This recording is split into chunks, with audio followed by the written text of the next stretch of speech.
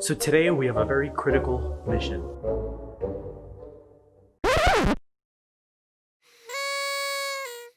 I have been wanting to test drive, well, many cars, but I've been specifically wanting to try and get myself into a 992 Carrera 2S. So I decided early this morning to reach out to one of the other dealers who I'd only visited once and figured I would ask them if I could come by for another test drive. Now, I had no intention of going anywhere today, but I just wrote him back asking him when the latest is that we could come today. Okay, so I just got a reply back. They're expecting me in about 90 minutes, which gives me just enough time to get there. So now what I got to do, since I didn't expect this to happen, is I got to try and put together all of my thoughts at least into something cohesive that I can review so that I'm not completely caught off guard. Got it. Let's go.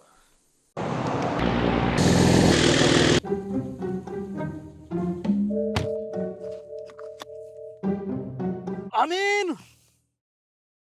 The Porsche 911 is something I only recently grew a fondness for in the newer generations, which probably has something to do with its more sharpened angles, but this new 911 is starting to win me over entirely.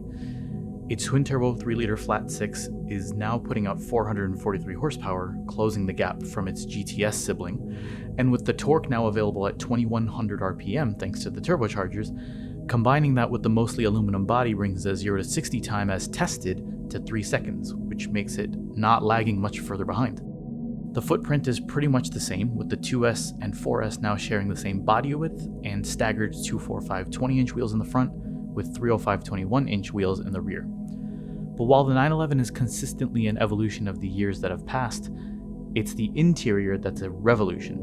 The sleeker minimalist switches and nearly fully digital instrumentation all lend to a much more luxury experience, which becomes more apparent when you aren't ripping through the gears. So how does it feel? Well, let's start with the seating position. Porsche has always been known for its ability to have the perfect seating position, just low enough to the ground, perfect amount of visibility all throughout, and the support, well, these are the 14-way non-plus sport seats, and I gotta say, I'm typically the type of person who will try to shave off whatever options I can to get the best price and also to get only the things I'm gonna need, but I gotta say, the Sport Seats Plus have that extra amount of support around the sides, around the rib cage, that just makes you feel like you're putting on the Porsche rather than getting into one, and I think that's a really big deal. The steering itself, well, it's weighty for sure, definitely a bit heavier than its German and Bavarian competitors, and it is electric, and I'm not going to go down the rabbit hole of griping about electric steering. I think that's an irrelevant argument now, and this is Porsche. They are known for their ability to give you good front-end feel and communication with the road, and they know what they're doing. It shows here. The steering wheel itself, I have to say, is a great feel. It's a perfect diameter, and I think that actually adds to the feeling of weight to the wheel, having the smaller diameter. I think it's perfect. I love the way they've designed the controls, and the paddles even feel fantastic behind the wheel. I do wish they were a little bit wider, but that's that's such a small issue. As for how the steering communicates with you on the road, I think it's fantastic. The wider track width up front, slightly wider like it was in the GT3 and turbo models of old, definitely adds to that feeling to give you a better feel on the road. Let's talk about the gearbox. The gearbox is now an 8-speed PDK, and I'm really glad about that. Not the 8-speed, but the PDK part. With all of the companies out there that are adopting the ZF 8-speed automatic, which are a lot of them, this and the M2 competition are really the only two places where you're going to get a worthwhile dual clutch transmission. And the fact that this 992 that I'm driving right now, this PDK is already built to accommodate the electrical integration that's going to come later, that gives you an indication that it's not going anywhere. And I am so glad about that. The shifts are lightning speed. You barely know it's there. And the engine just matches the gearbox so well and so quickly. Let's talk about the engine. The engine is, yes, turbocharged, which means it doesn't sound like an atmospheric engine. Big surprise. But as I'm sure you've heard while we've been driving this whole time, the engine certainly does not sound quiet by any means. You still get a level of personality with the engine. It's still sitting right behind you. It's actually sitting a little bit closer now. And in addition to the variable vane turbochargers that they have, they've moved it forward, like I said, but they've also mounted it on stiffer engine mounts. And at the end of the day, it just removes that feeling of lag. You get torque at 2100 RPM, you get a smooth delivery of power throughout the rev range. All of this is to say, yeah, it's turbocharged, but you certainly will not feel it. The suspension feels, well, sophisticated, really. It's gotten to a point now where it's taut enough for you to feel connected to the road, but at the same time feels, again, sophisticated enough for you to be able to sort of iron out some crests and some bumps. We're not talking Bentley Continental here, but with what it's capable of doing and with what the other competition is serving up right now, the suspension and the ride are just at that perfect middle ground that give you feel, but also tolerability when it comes to comfort. Road noise is always something you're going to deal with in a sports car like this, especially with such a large amount of rubber, but it's not much noisier than an M3.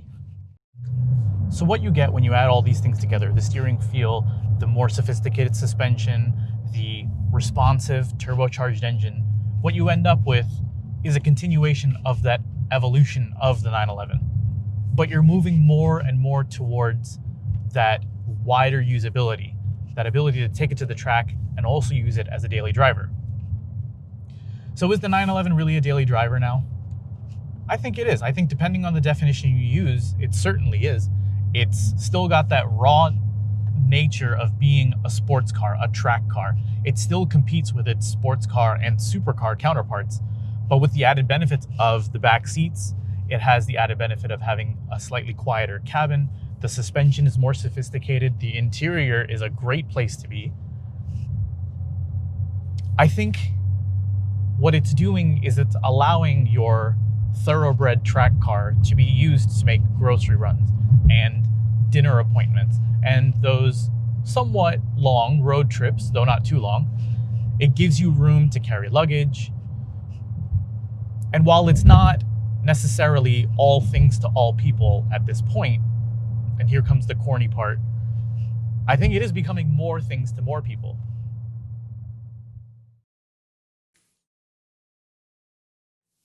So I kind of took a little bit too long on that test drive and brought the car back to the dealership kind of late. Sorry. But other than that, what'd you think?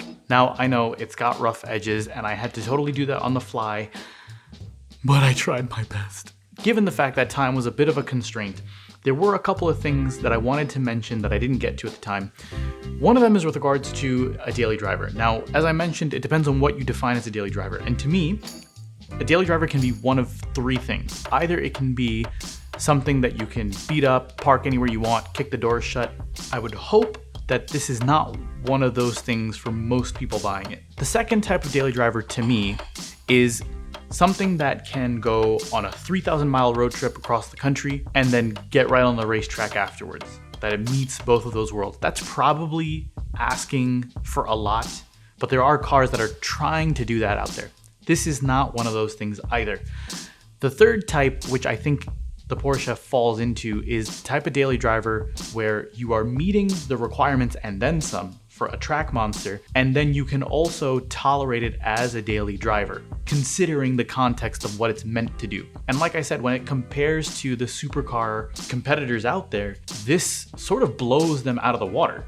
What it's now become is it's become much more tolerable for those. It's something you can take on a weekend getaway very comfortably. You can take it to dinner, you can do your grocery run, you can do your daily commute to work and back, and you can absolutely tolerate it with the fact that it's taking into consideration things like a wet mode to keep you safer in those circumstances, whereas before, you would just make the argument of, well, it's not meant to be in the wet. People start to feel like they're watering down the 911 a little bit, rather than looking at it pessimistically like that. What you can really say, like I had mentioned, is it's starting to accommodate a much more daily use audience while still maintaining its position as the standard bearer for the road-going track car. The other thing that annoys me about this car, which isn't that big of a deal, but The fact that it's indicating to you that it has a luxury component to it, but then is missing some of the ergonomic and creature comfort aspects that exist in some of the lower budget cars out there now.